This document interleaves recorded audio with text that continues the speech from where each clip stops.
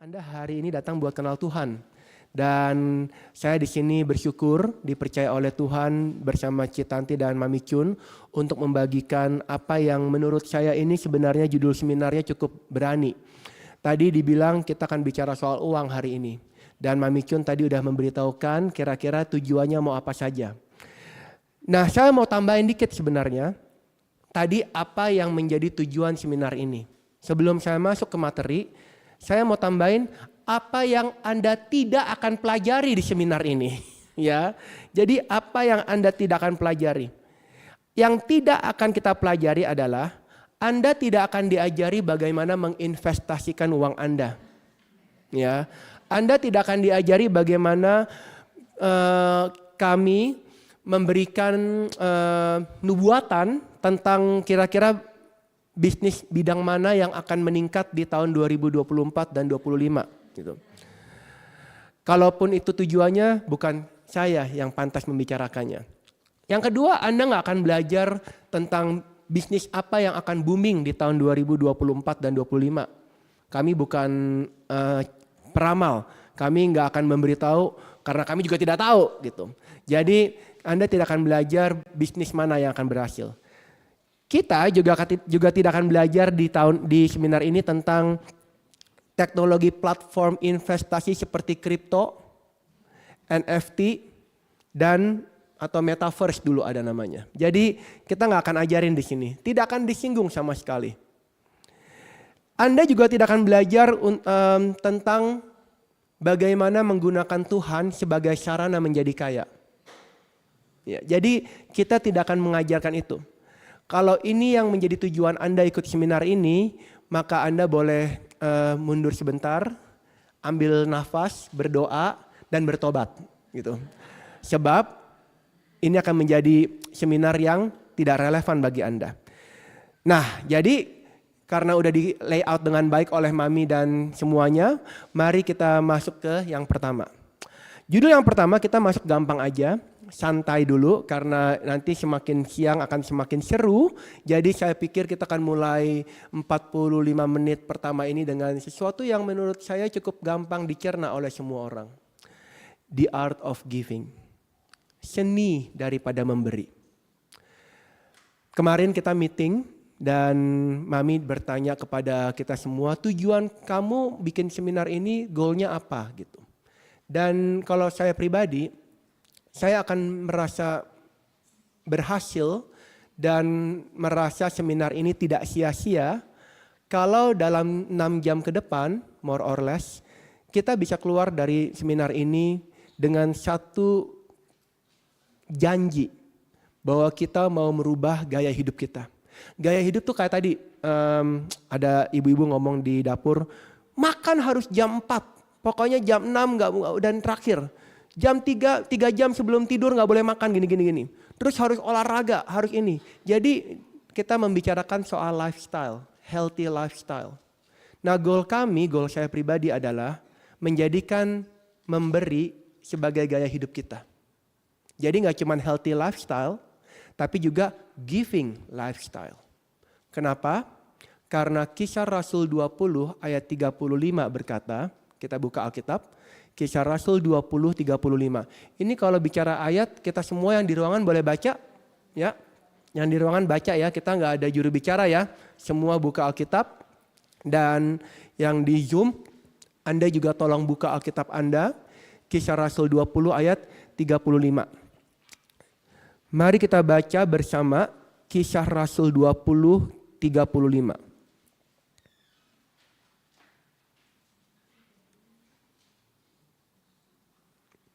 Baik, dapat semua ibu-ibu? Kita baca bersama dengan lantang 2, 3. Dalam segala sesuatu telah kuberikan contoh kepada kamu bahwa dengan bekerja demikian kita harus membantu orang-orang yang lemah dan harus mengingat perkataan Tuhan Yesus. Sebab Dia sendiri telah mengatakan, adalah lebih berbahagia memberi daripada, garis bawahi Bapak Ibu sekalian, adalah lebih apa? Berbahagia memberi daripada. Jadi menerima itu salah nggak? Enggak. Menerima itu membahagiakan nggak? Bahagia dong, siapa nggak suka dikasih, betul? Kalau sekarang apalagi orang Indonesia sukanya gratisan, betul nggak? Kalau bisa apa gratisan, makan gratis, jalan-jalan gratis, kalau bisa firman gratis. Ya kan? Jadi orang Indonesia senangnya gratis. Jadi menerima itu enak, menerima itu bikin happy. Tetapi untuk orang pada umumnya berhenti sampai situ. Menerima happy. Tapi kata firman adalah suatu misteri ketika Alkitab berkata adalah lebih berbahagia, lebihnya itu loh. Lebih berbahagia memberi daripada menerima. Jadi Alkitab tidak mungkin bohong. Dia berkata lebih berbahagia. Jadi inilah goal kita di seminar ini. Mengerti makna bahwa berapapun umur saya hari ini, apapun situasi hidup saya hari ini, bahwa adalah lebih berbahagia daripada memberi daripada menerima.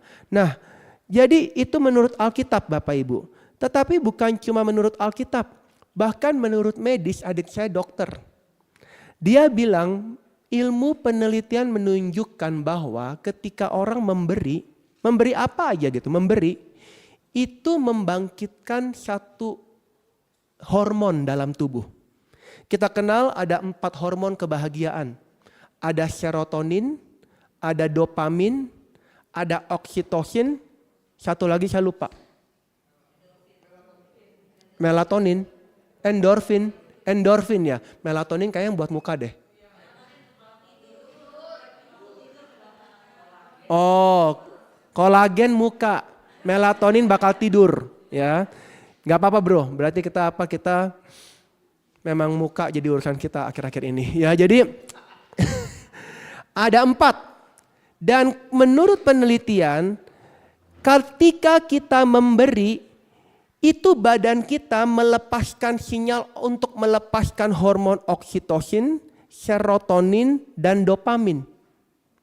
Jadi ketika kita giving, badan itu melepaskan hormon-hormon kebahagiaan itu. Jadi ternyata memberi bukan cuma bahagia, tapi memberi juga menyehatkan gak? Iya, memberi juga menyehatkan. Sampai titik ini kalau orangnya pelit Arab Yahudi gak bakal terima nih. Enggak, gitu. Tetapi mari kita belajar memberi. Hari ini belajar memberi yang sedikit, hal kecil. Ambilin kopi, ya enggak. Belajar kasih tempat duduk. Belajar pinjemin password wifi. Ya enggak. Belajar apa, pinjemin apa, bagi-bagi hal kecil. Kita mau belajar dari hal terkecil.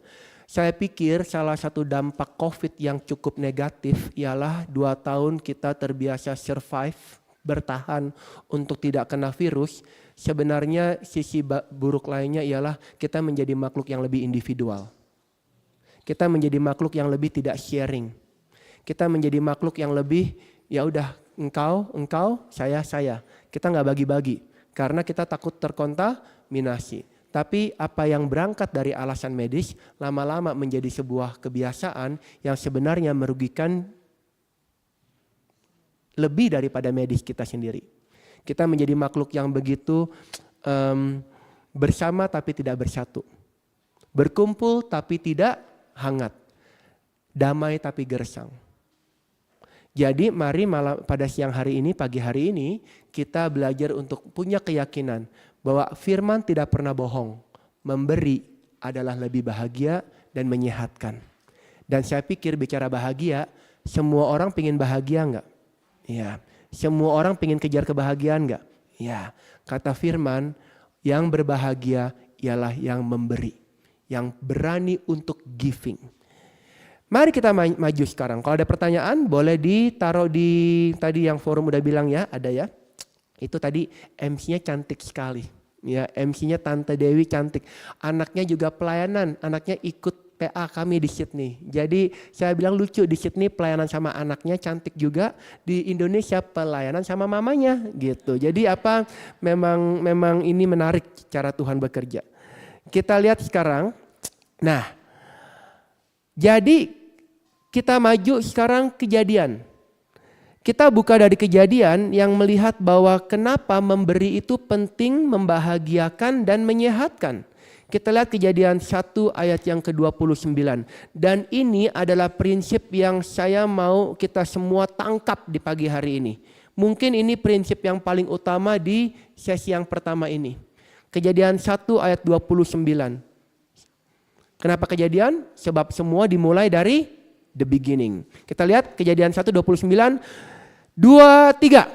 Berfirmanlah Allah, lihatlah, aku memberikan kepadamu segala tumbuh-tumbuhan yang berbiji di seluruh bumi. Dan segala pohon-pohonan yang buahnya berbiji, itulah yang akan menjadi. Jadi ini di Taman Eden, Allah bilang sama Adam dan Hawa bahwa tanam semua pohon ini menjadi makananmu, tapi dia ada bijinya. Di dalam satu ayat ini diulang kata biji sampai lebih dari 1 kali. Di dalam Bible study, kalau ada satu kata yang diulang berkali-kali dalam sebuah perikop, maka penekanannya pasti mutlak. Kita harus perhatikan. Contoh, kalau Anda buka Ulangan 8, jangan dibuka sekarang, Ulangan 8 itu banyak kata jangan melupakan Tuhan. Diulang sampai 4 kali.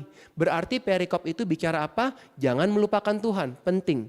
Nah, dalam Kejadian 1:29 baru 1 ayat loh. Tapi ada kata biji dan biji-biji. Berarti kita harus perhatikan kata biji ini. Menurut firman, makanan manusia pertama adalah segala buah yang apa? Berbiji. Kenapa berbiji? Pasti ada maknanya. Maknanya ialah, let's say buah mangga. Mangga kan ada biji, ada dagingnya. Dagingnya kita makan untuk kenikmatan kita, untuk kebutuhan jasmani kita, keperluan kita. Tapi bijinya jangan dielak juga. Bijinya harus dikembalikan ke bumi enggak? Dikembalikan ke tanah enggak? Apel itu ada bijinya. Dagingnya kita makan, maksud Allah bijinya kamu balikin ke tanah. Supaya tanah bisa kembali menumbuhkan pohon apel dan pohon mangga enggak? Jangan diomong sekarang. Kalau teknologi apa-apa enggak ada biji, seedless. Semangka tanpa biji, leci tanpa biji, itu mah udah lain cerita. Tetapi pada hakikatnya tanaman, dari semua tanaman, bukan kebetulan Allah bilang tumbuhan berbiji, berbiji, berbiji. Kita harus pikir, kenapa Allah bilang berbiji ya? Oh, sebab di balik kata buah yang berbiji, artinya ada bagian yang menjadi milik manusia untuk dinikmati, dan ada bagian yang harus dikembalikan ke bumi enggak? Iya. Sebab apa? Supaya biji nanti bumi bisa menumbuhkan apel lagi, bisa menumbuhkan pohon mangga, nanti ada buah mangga, mangganya buat kita lagi enggak? Nanti kamu makan mangganya, bijinya taruh lagi ke tanah. Nanti tumbuh lagi, makan lagi buah. Jadi lihat enggak apa yang saya coba ngomong hari ini? Hidup itu seperti sebuah siklus enggak? Iya. Dan ini satu yang saya mau tanamkan di pagi hari ini. Life is a cycle. Hidup itu adalah sebuah siklus. Dan Anda bisa perhatikan dalam hidup kita sendiri. Nafas masuk, nafas keluar.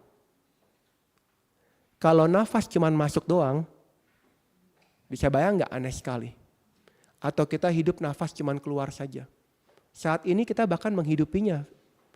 Nafas masuk, nafas keluar.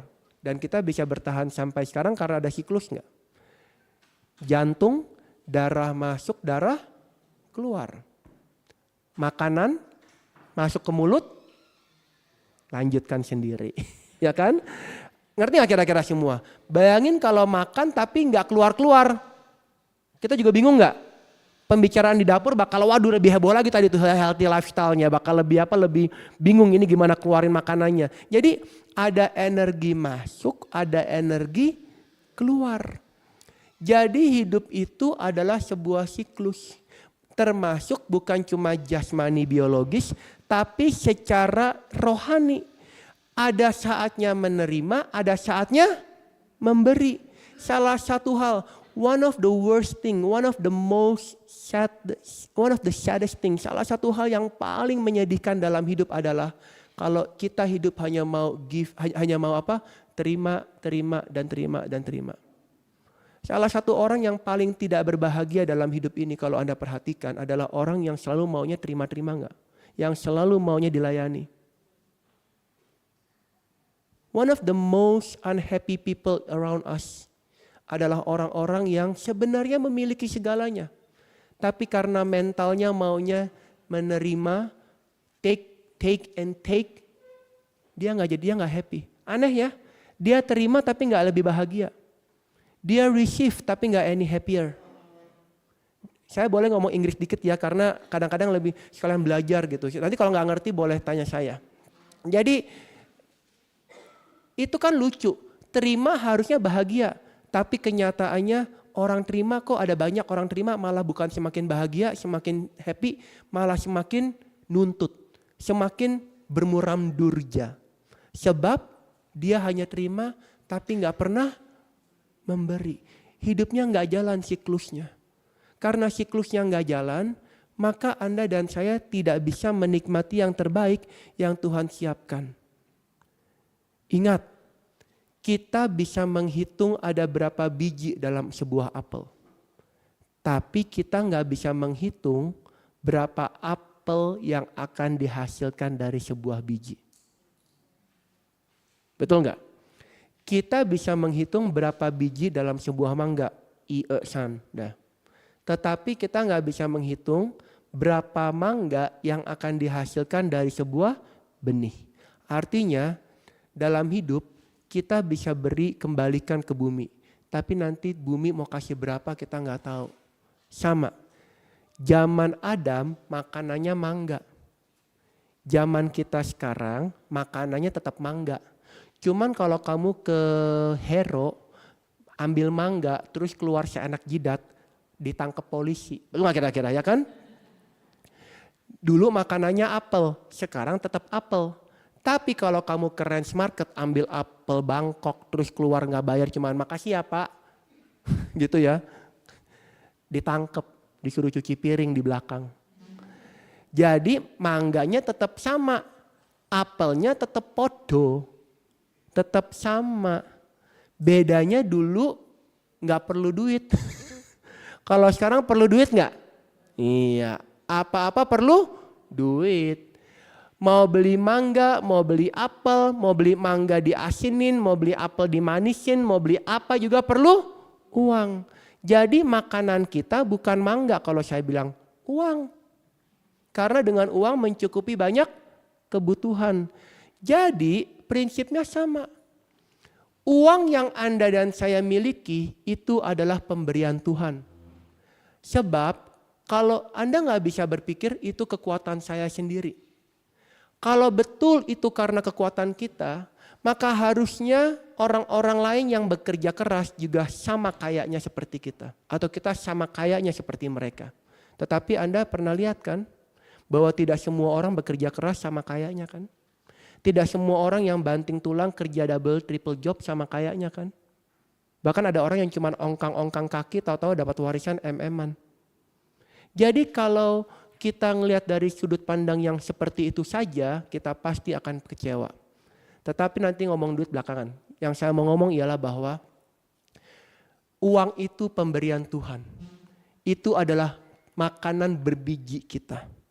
Karena dia pemberian Tuhan, maka ada bagian seperti buah yang berbiji, seperti tumbuhan yang berbiji, ada bagian yang kita elek, bakal kita enak, tapi ada bagian yang harus dikembalikan ke tanah enggak?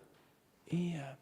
Dengan kata lain, uang yang Anda terima itu ada bagian dagingnya buat kita, tapi ada bagian yang harus dikembalikan kepada tanah, kepada Tuhan. Supaya seperti tanah memberikan pohon mangga, Tuhan juga memberkati hidup kita kembali gak berlipat ganda? Iya, nanti gimana cara Tuhan balikin? I don't know. Seperti mangga, kita gak tahu berapa mangga yang dihasilkan dari sebuah benih.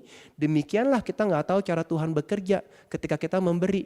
Yang kita imani bahwa Allah tidak pernah ingkar janji. Yang kita imani adalah bahwa apa yang kita tabur kita pasti tuai. Betul? Jadi memberi itu penting. Kita hidup itu seperti siklus. Kalau mau lebih lanjut lagi, hidup bukan cuma seperti siklus. Hidup itu seperti sungai. Ya nggak kira-kira? Anda bisa bayangin sungai ya, bayangin buka peta ada sungai Cinere atau sungai Musi gitu di Palembang. Lihat sungai atau sungai Yordan. Kalau Anda lihat peta di sungai, sungai di peta, maka Anda lihat, kalau Anda lihat sungai di peta, maka sungai itu tidak kayak jalanan, nggak lurus. Tapi sungai itu ada yang berbelok, ada yang lurus, ya nggak kira-kira kan sungai? Berarti itulah hidup. Hidup kita kadang-kadang lurus, kadang-kadang juga berbelok-belok. Sungai ada yang lebar, ada yang sempit, betul nggak? Dan itulah hidup kita. Kadang-kadang hidup kita lebar. Kalau Anda lihat sungai yang lebar, biasa aliran arusnya lebih tenang. Kalau Anda yang pernah main arung jeram, maka ketika lebih kecil, biasa arusnya lebih kencang.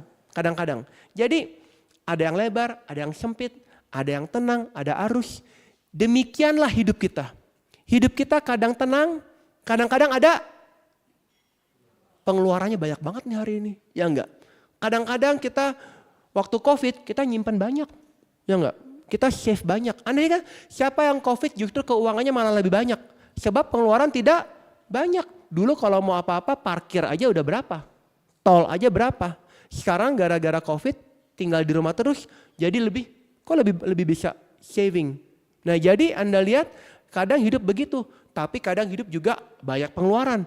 Pas banyak anak mesti bayar kuliah, mesti bayar uang sekolah. Jadi hidup berdinamika seperti sungai. Tapi seperti sungai, sungai kan bergerak. Dari puncak atas dia bergerak ke tempat yang paling bawah bukan? Ya kan dari puncak gunung mengalir ke bawah. Demikianlah hidup kita. Hidup kita diberkati karena ada sumber berkat, turunkan berkatnya kepada kita, dan kita harus menurunkan berkat kita terus sampai ke bawah. Demikianlah hidup itu. Seperti sungai. Sungai itu tentu ada aliran air. Nah, demikianlah hidup kita. Harus mengalir. Saya pikir bukan satu kebetulan kalau uang itu dalam bahasa Inggrisnya bukan cuma money disebutnya. Tapi uang juga disebut currency. Betul? Currency. Kenapa currency? Karena kalau kita belajar bahasa Inggris, currency berarti dari kata current. Current itu berarti arus. Kenapa arus? Sebab seperti sungai, hidup itu harus mengalir. Hidup itu harus diputar. Ya, hidup harus berputar. Hidup, nah ini orang-orang bisnis pasti ngerti. Uang kalau nggak diputar, nilainya pasti bakal turun. Betul? Badan kita kalau nggak diaktifkan, pasti bakal sakit. Jadi hidup ini, rumah kalau nggak dipakai, pesawat itu jangan takut di atas. Pesawat justru harus di atas. Ya nggak gitu. Harus terbang dia. Kalau pesawat di bawah Anda perlu takut. Sebab dia takdirnya di atas gitu. Ya kan? Jadi pesawat yang jarang dipakai lebih bahaya daripada pesawat yang sering dipakai. Betul? Mobil kalau nggak pernah dipakai. Saya waktu COVID kemarin 2 tahun di Australia. Pas pulang-pulang baju kami yang kulit bohong-bohongan udah bye-bye. Ya. Cuman dilihat sekali, hai. Dia lempar dikit langsung dari debu dia berasal. Kepada debu dia kembali. Aduh nggak ada ampun. Benar-benar nggak bisa diselamatin. Ya nggak, dikasih lotion pun udah nggak bisa. Karena nggak pernah dipakai. Tapi kalau dipakai terus, lain cerita.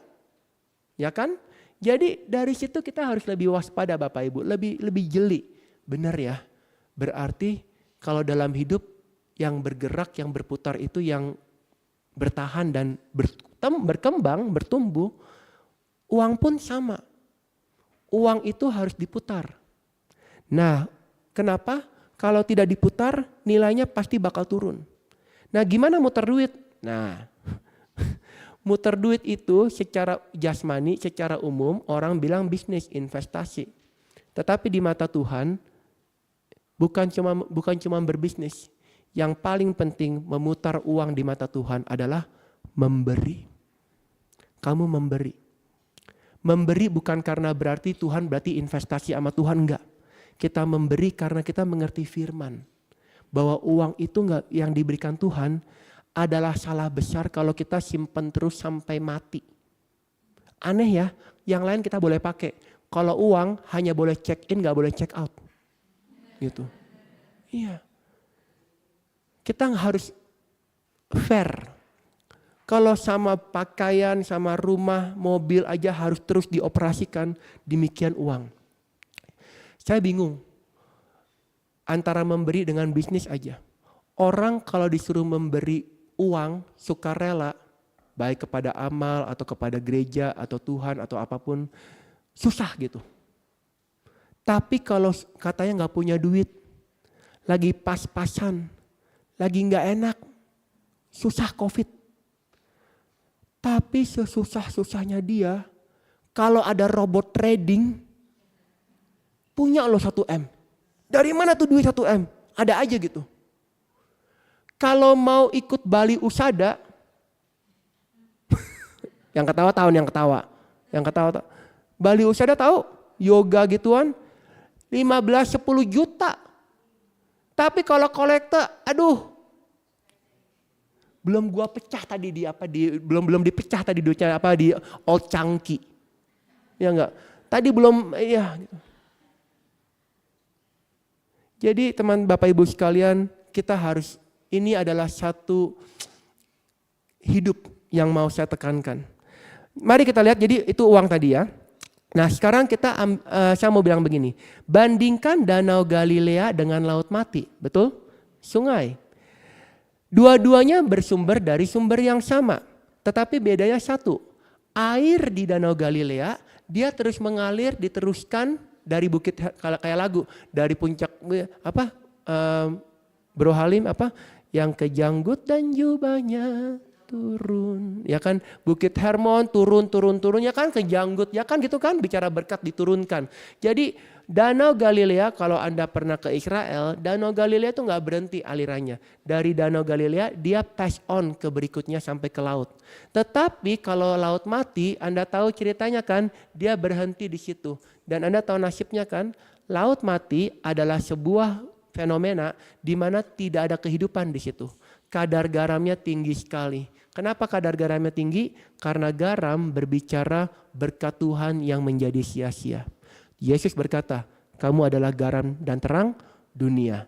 Tetapi karena Laut Mati tidak pass on air yang dia terima kepada yang berikutnya, dia tahan, dia endapkan, dia stop di dia doang, maka tidak ada kehidupan.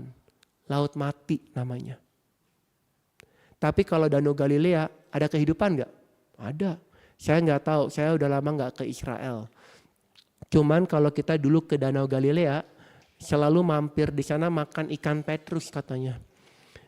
Mujair doang, padahal ikan mujair atau gurame, tapi dibilangnya ikan petrus gitu, ya udahlah gitu ya, kita have fun aja lah. Jadi ikan satu orang dapat satu kalau dulu, nggak tahu kalau sekarang dapat satu masihan atau tidak. Kenapa dapat satu? Karena ikannya banyak sekali. Jadi ada kehidupan nggak? Ada kehidupan nggak? Dan saya percaya kalau dalam hidupmu engkau memberi dan engkau tidak medit, engkau bukan cuma hidup, tapi kau hidup lebih daripada cuma sekedar.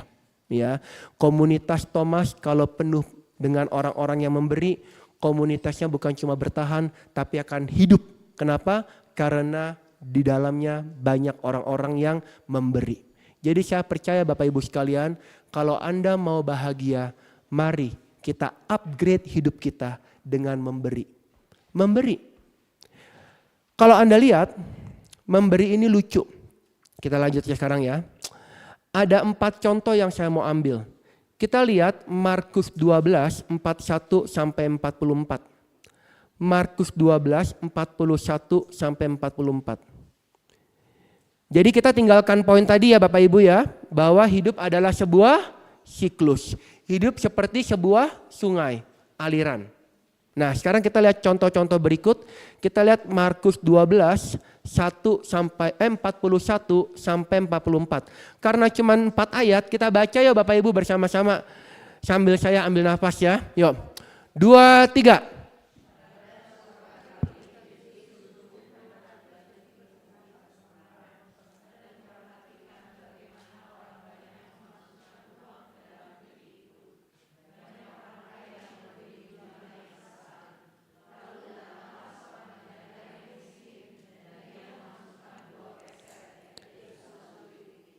Maka dipanggilnya murid-muridnya dan berkata kepada mereka,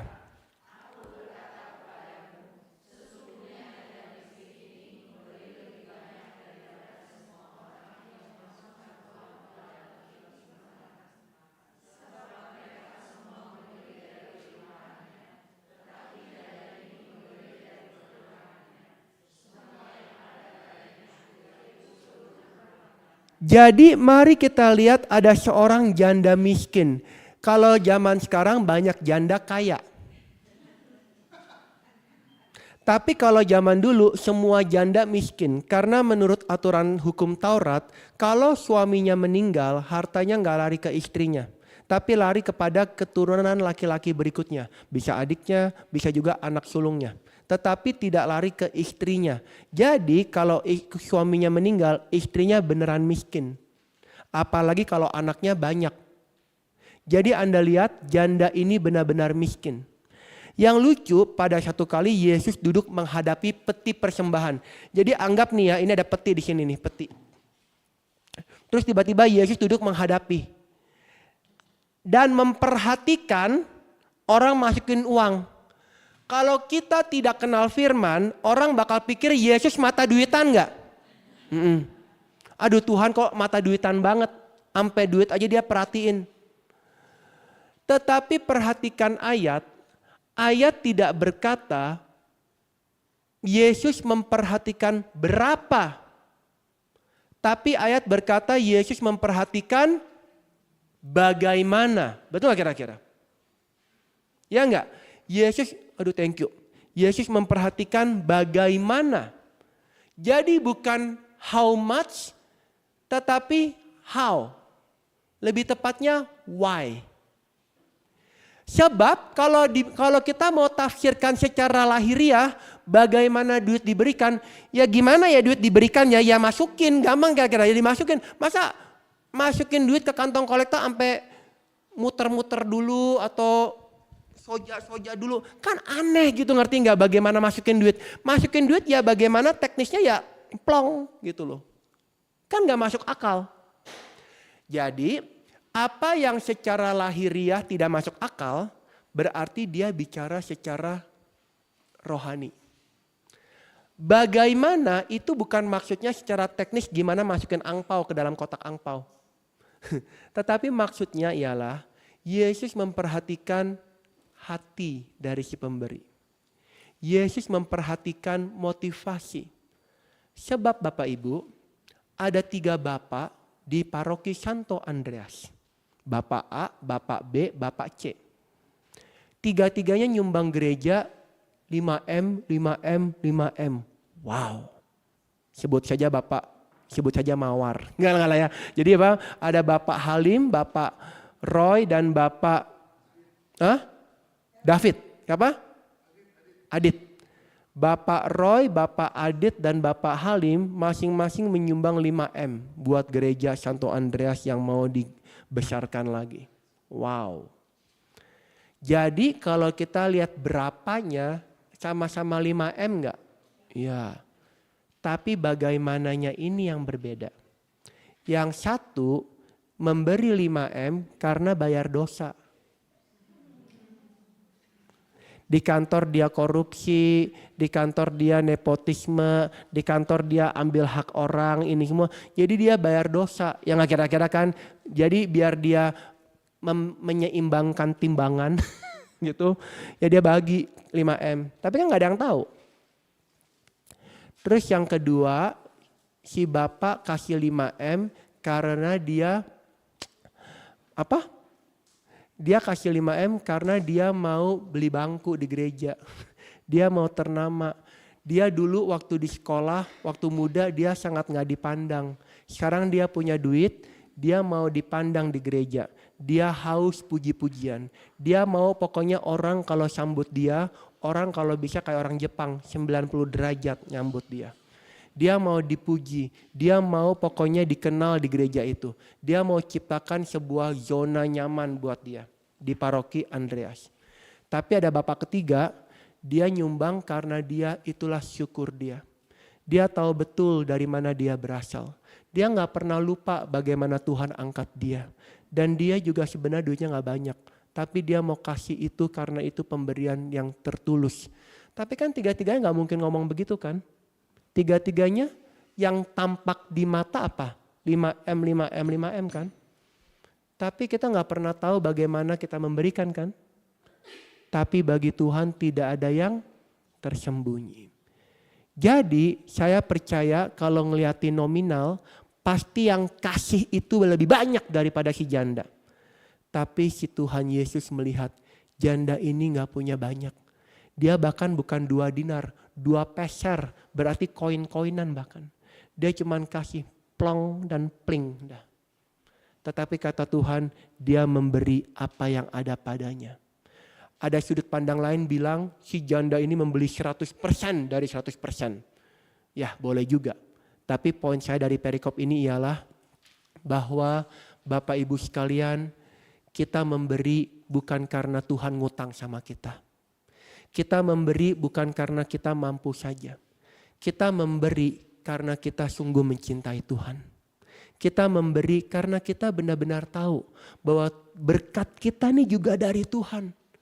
Aduh kalau ngomong pinter, yang lebih pinter banyak gak kira-kira? Iya.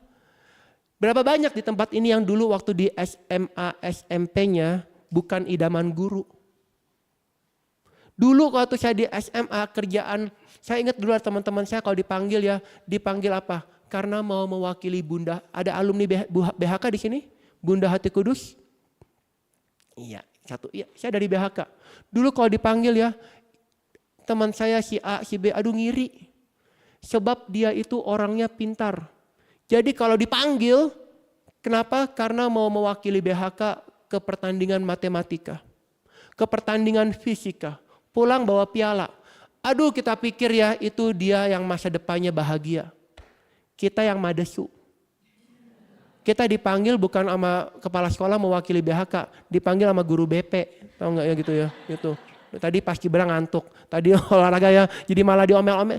Jadi kita pikir aduh orang masuk Kanisius. Dulu angkatan kebanggaannya apa? Kanisius yang pria, yang wanita. Santa Ursula. Kayaknya anything less than that tuh kayaknya gimana gitu. Jadi kayaknya kita pikir yang lulusan Kanisius, lulusan Santa Ursula itulah masa depan Indonesia gitu. Tapi waktu berjalan cepat.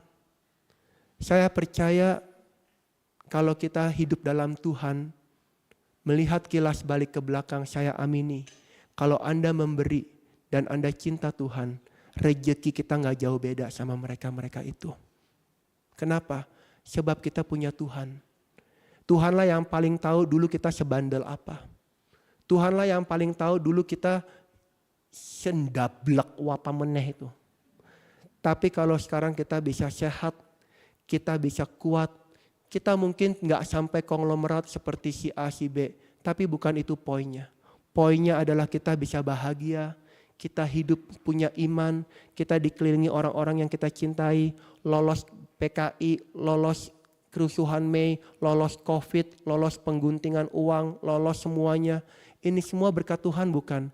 Jangan lupa dari mana Tuhan angkat Anda dan saya. Dan Bapak Ibu sekalian, janda ini pasti tahu. Maka dia kasih yang terbaik. Dan ketika dia kasih yang terbaik, Tuhan memuliakan dia. Itu yang pertama. Yang kedua, mari coba kita lihat. Sakeus, siapa yang gak tahu Sakeus? Lukas 19, 1-10. Lukas 19, 1-10. Kita lihat Lukas 19, 1-10. Semua udah pada tahu cerita Sakeus. Si boncel, kepala pemungut cukai. Yang dengar tentang Yesus, Yesus datang, dia panjat pohon ngelihat Yesus. Saya nggak mau bahas lama di situ, sebab saya cuma mau ngomong begini dari Sakeus. Anda tahu ceritanya bahwa Yesus tiba-tiba bilang apa? Sakeus, aku harus nginap di rumah kamu. Dia bilang gitu kan? Dan saya cuma mau poin sederhana untuk Sakeus. Di rumah Sakeus, Yesus nggak bikin PA. Di rumah Sakeus, Yesus nggak gini, nih lo ya, buka Alkitab ya, lu bertobat jadi orang ya.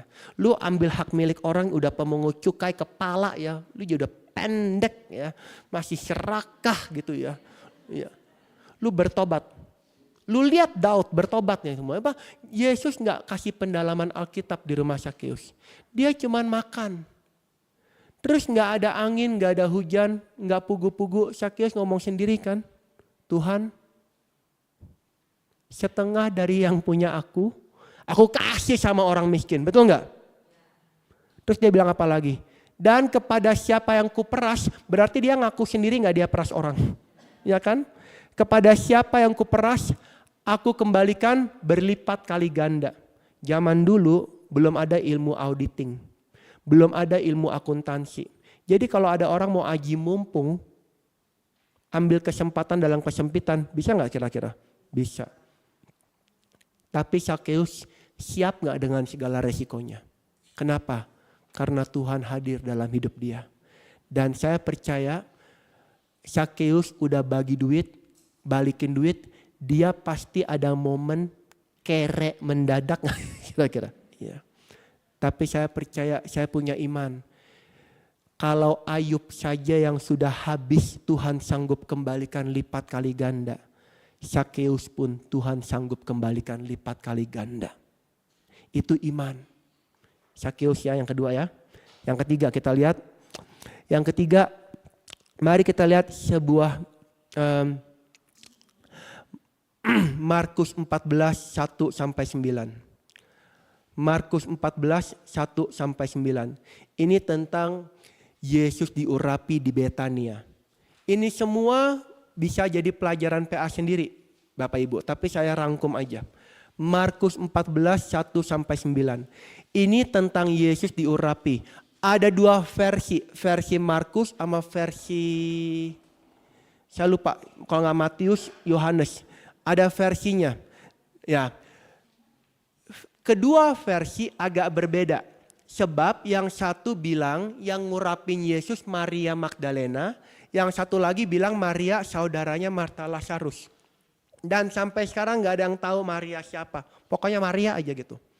Kalau menurut saya lebih cenderung Maria Magdalena. Lebih cenderung. Tapi udah jangan didebatin. Wong yang ahli kitab suci aja gak bisa menemukan kata sepakat. Kita yang ibu-ibu gini mau coba itu udahlah gak usah. Poinnya adalah bahwa ada seorang bernama Maria. Jadi peristiwanya gini Bapak Ibu, ntar baca di rumah aja, tapi saya mau cerita. Yesus lagi makan, dan zaman dulu laki sama wanita makan gak barengan. Jadi laki punya pondokannya sendiri, wanita punya pondokannya sendiri. Tiba-tiba ada seorang wanita bernama Maria datang bawa minyak narwastu. Terus ngapain minyaknya yang udah tahu PA? Dipecahkan botolnya di depan Yesus, langsung ruangannya. Kalau di Australia itu banyak orang Middle East, banyak orang Greek, orang Lebanon. Dan saya tahu minyak nyong-nyongnya kuat banget. Ya, itu sampai sekarang. Saya pernah ada kelas ya, itu kalau sama orang Lebanon, minyaknya tuh kuat sekali. Jadi itu zaman sekarang, zaman dulu ini minyak narwastu, belum ada ilmu yang bisa dicair-cairin. Jadi pasti minyak seminyak-minyaknya. Dipecahin, terus udah gitu rambutnya dia panjang, dia minyakin, terus kaki Yesus diurapin. Heboh semua orang, tahu nggak gitu? Sebab apa yang dilakukan sama Maria Dari sudut pandang apapun itu kontroversial. Dari sudut pandang norma itu udah gak benar. Perempuan masuk kamar laki itu gak benar. Zaman sekarang banyak. Tapi zaman dulu julid ya. Ya, oke. Perempuan masuk kamar laki zaman dulu sangat terlarang. Jadi udah kontroversial. Terus tambah lagi dia berani sentuh kaki Yesus pakai rambut. Zaman sekarang aja nggak ada perempuan ngusap suaminya pakai rambutnya tuh nggak ada gitu loh. Jadi secara sosial, secara norma udah nggak masuk akal. Tapi yang paling tidak masuk akal, minyak narwastunya dipecahin, terus udah gitu diusap-usap doang. Harga minyak narwastu itu tertulis 360 dinar. Zaman dulu upah kerja di kebun anggur satu hari berapa dinar? 1 dinar. Berarti itu harga minyak narwastunya 360 hari worth of works. Berarti kira-kira kurang lebih setahun nggak? Setahun. Gaji setahun itu wanita nggak tahu dari mana kerjanya. Dia beliin Chanel number 5. Ya. Dia pecahin doang loh. Kalau kita aja kita sayang-sayang kan. Dia pecahin terus dia ini. Jelas satu orang, satu ruangan protes semuanya. What happened? Ada satu yang mulutnya rada julid. Namanya Yudas. Dia bilang apa? Bisa dipakai buat fakir miskin. Ini ngapain buang-buang duit? Bisa dipakai buat fakir miskin. Sampai sekarang di PD dalam pelayanan ada gak orang yang lagunya begitu?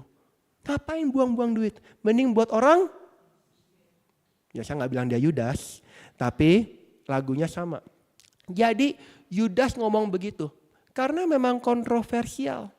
Tapi mari kita lihat Markus 14 ayat yang ke-9, ayat yang ke-8, 6 sampai 9. 6 sampai 9. 2, 3. Tetapi Yesus berkata, biarkanlah dia. Mengapa kamu menyusahkan dia? Ia telah melakukan suatu perbuatan yang baik padaku. Karena orang-orang miskin selalu ada padamu dan kamu dapat menolong mereka bila mana kamu menghendakinya. Tetapi, terus baca lanjut.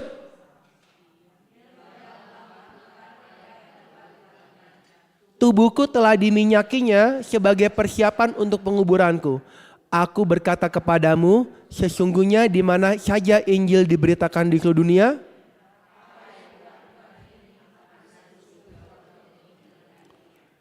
pendek cerita, Yesus meninggikan Maria enggak? Ya. Yesus menerima persembahan Maria enggak? Ya. Sebenarnya ada contoh lagi yang keempat tapi kelamaan. Jadi saya tulis aja ya biar nanti kamu baca ya. Yang keempat itu jemaat di Makedonia. Jemaat di Makedonia 2 Korintus 8, 1-6. Ini jemaat susah, gak punya duit, miskin papa. Tapi ketika mereka mengalami kasih Yesus, mereka bahkan tertulis mendesak pingin memberi. Memberi lebih daripada apa yang mereka mampu. 2 Kor 8, 1-6. Jadi Bapak Ibu, saya mau tutup begini. The Art of Giving. Dari cerita persembahan janda miskin. Dari cerita Sakeus. Dari Maria mengurapi Yesus. Dan tadi suplemen jemaat Makedonia 2 Kor 8 1-6. Kita bisa tarik satu kesimpulan. Bahwa ketika Yesus campur tangan dan hadir di hidup kita. Ketika Yesus mengubahkan hidup seseorang. Maka seharusnya uang menjadi nomor 2 gak kira-kira? Iya, gak tahu kenapa. Ini orang-orang ini ketika ketemu Yesus, uang tiba-tiba menjadi sesuatu yang kecil di mata mereka. Sakeus langsung mau kasih semuanya. Jemaat Makedonia memberi. Lalu Maria ngorbanin gaji setahun bakal Yesus. Janda miskin kasih seluruhnya. Contoh-contoh ini kelihatan ekstrim. Tetapi poinnya jangan bilang begini, Yesus berarti tuh guna-gunain kita ya buat kasih semua. Enggak begitu. Ini bukan soal guna-guna atau mantra-mantra, bukan. Tapi please tangkap poinnya. Kalau Anda cinta Tuhan, Anda pasti berani memberi. Kalau sungguh Tuhan mengubah hidup kita, katanya bersyukur, betul nggak? Katanya bersyukur, tapi syukur hanya bisa dibilang syukur kalau ada tindakan syukur. Syukur kalau hanya di mulut belum syukur, itu cuma lip service. Bersyukur Bapak Ibu, oh ya bersyukur. Tuhan baik-baik. Tetapi syukur hanya lip service kalau sekedar diucapkan, betul nggak? Tapi gratitude baru disebut gratitude kalau ada attitude. Betul? Gratitude baru disebut gratitude kalau ada tindakan. Dan apa tindakan kita yang terbaik kalau bukan memberi? Karena dengan memberi itu seperti kita declare sama Tuhan. Saya mencintaimu, saya menyembahmu, saya percaya sama Tuhan dan inilah ungkapannya. Saya memberi. Bukan remah-remah tapi yang terbaik yang ada pada saya. Kurang ekstrim apa? Gaji setahun, 2 peser, semua harta. Itu contoh-contoh ekstrim, bukan dongeng, tapi kejadian di zaman Yesus. Jadi saya mau bilang sekali lagi, saya mau tutup dengan ayat ini. Ya, Lukas 6:38, saya minta 5 menit lagi. Ada banyak ayat tentang memberi. Kalau Anda perhatikan ayat-ayat ini kita baca dari kitab Injil. Berarti kalau kitab Injil berarti dari zaman Yesus hidup enggak? Seperti kata Mami tadi, Yesus adalah tokoh yang banyak ngomong soal uang. Lukas 6:38, saya mau tutup dengan penjelasan ayat ini. Lukas 6:38. Yuk, 2, 3. Berilah maka kamu akan diberi.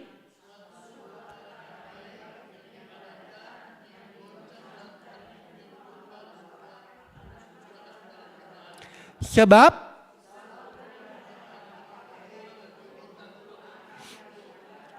memang judul perikopnya hal menghakimi. Tetapi ini berlaku dalam memberi. Karena dia bilang beri maka kamu akan diberi. Jadi Yesus yang ngomong beri maka kamu akan diberi. Tapi orang Katolik suka counter. Jangan, Tuhan yang beri dulu. Nanti saya beri. Gitu kan? Nanti kalau Tuhan udah beri kita lupa memberi. Tapi Tuhan bilang apa? Beri baru kamu akan diberi. Sebab ada takaran, katakan takaran. Takaran, nah ini kalau ngomong sama orang-orang generasi ini ngomong takaran gampang. Sama generasi Gen Z, takaran. Tahu takaran gak? What is it korek takaran? Gak ngerti. Ya takaran.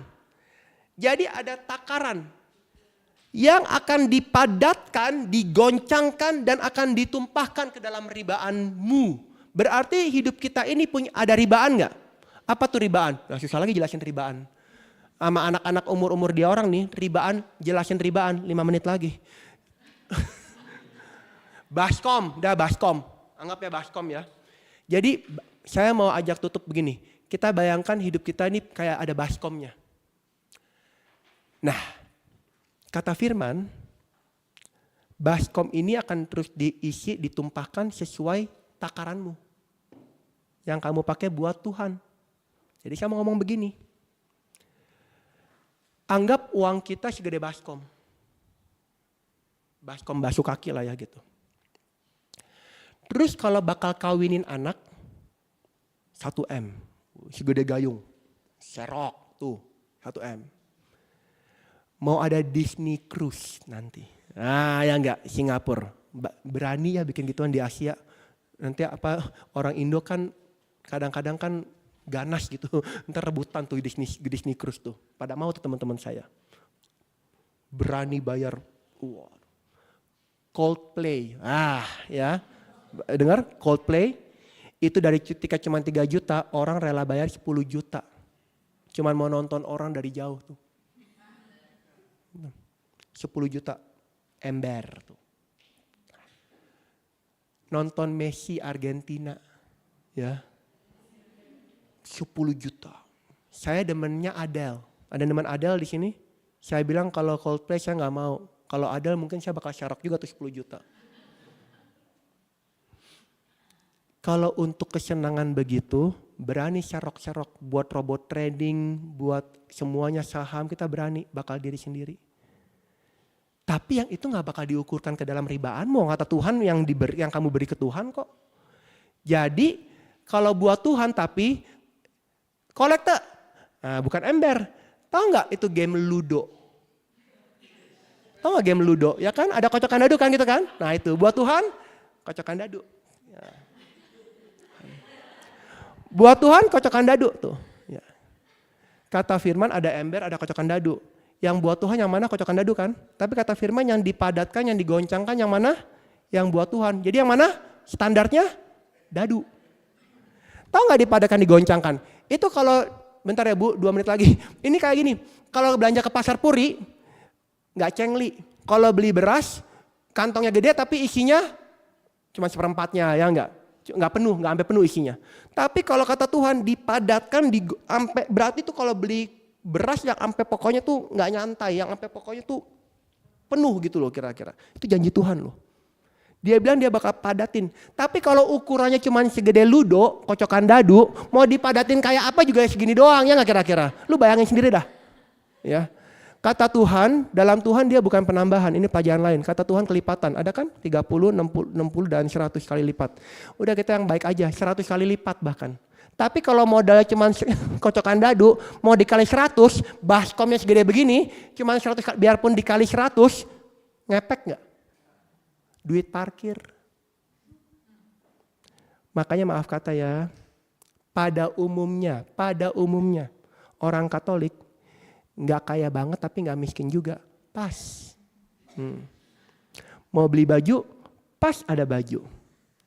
Mau jalan-jalan, pas ada promo, beli 2 gratis 1. Ya enggak? Pikir sendiri deh hidup kita. Mau kuliahin anak, pas dolar lagi turun bisa tuker. Naik dikit gua nggak bisa bayar lagi. Pokoknya hidupnya tuh nyaris melulu, pas melulu. Dulu ada guyon begini, ada gereja Katolik dan gereja Protestan samping-sampingan. Yang satu habis misa, habis PD, yang satu habis kebaktian. Terus dua-duanya keluar bawa kantong kolekte. Katolik di kiri, Kristen di kanan. Tiba-tiba ada maling lari, sabet. Dia ambil kantong kolekte yang Katolik sama yang Kristen. Yang Kristen nangis. No, yang Kristen no, karena dia bingung mau gimana lagi nih. Itu duitnya tuh amplop semuanya, cek semuanya. Jadi kan ada dua kantong kan, yang situ, yang sini. Jadi masih ada 1 kantong. Yang Kristen, Protestan no, banyak. Tapi yang Katolik keambil 1, santai aja. Dia masih ada 1 kan. Yang 1 dia puter, dia kuat-kuatin, dia ambil ancang, dia gebok. Sebab orang Katolik isinya koin semua zaman dulu. Ya nggak kira-kira kan? Jadi selain jadi kantong kolekte, jadi senjata juga buat apa? Weapon of buat pertahankan diri gitu. Jadi yang Katolik santai. Jadi Bapak Ibu sekalian dari guyon ini, saya harap tangkap poinnya. Kalau Anda balik, bukan berarti nggak boleh beli tas Hermes loh, boleh. Bukan nggak boleh jalan-jalan. Kalau emang demen Adele, belilah Adele. Beli Adele. Nontonlah Adele. Kalau emang Anda demen hobi mancing, beli mancing. Sepeda pernah mahal saya dengar. Belilah sepeda. Tapi apa yang kau dapat keluarkan untuk kesenanganmu, kau juga harus mampu keluarkan yang sama untuk Tuhan Yesus.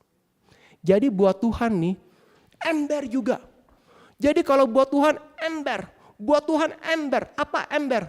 Aduh itu hamba Tuhan ntar nipu. Udah itu urusan dia. Ember pokoknya. Yang dipadatkan, yang digoncangkan ntar segede apa tante?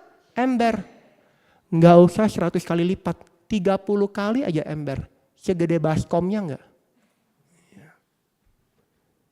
Itu mah analogi yang gampang sebenarnya. Tapi nggak tahu kenapa orang Katolik Indonesia kalau udah ngomong duit, otaknya langsung frozen semua. Kayak nggak. Semoga firman pembuka ini boleh membuat Anda terbuka. Bahwa betul Tuhan itu fair soal uang. Saya cuma mau tutup ini. Ini adalah adalah hamba yang baik, tapi Tuhan yang jahat. Kalau kita jadikan ini hamba, kita bisa melakukan banyak perkara besar untuk kemenangan Tuhan dan kebaikan bersama. Tapi dia adalah Tuhan yang sangat jahat. Dia adalah Tuhan yang sangat menipu. Banyak orang sangat diperbudak olehnya. Banyak orang mati karenanya. Banyak relasi hancur karena ini. Jadi teman-teman Bapak Ibu sekalian, semoga seminar hari ini, di session pembuka ini, kita boleh punya landasan yang tepat. Bahwa jangan takut ngomongin uang. Jangan takut konfront soal uang. Karena Tuhan mau kita menang, Tuhan mau kita merdeka, berkelimpahan, Tapi kita harus lakukan bagian kita. Beri, kamu akan diberi. Itulah the art of giving. Lebih berbahagia memberi daripada menerima. Terima kasih, Tuhan memberkati untuk yang pertama ini.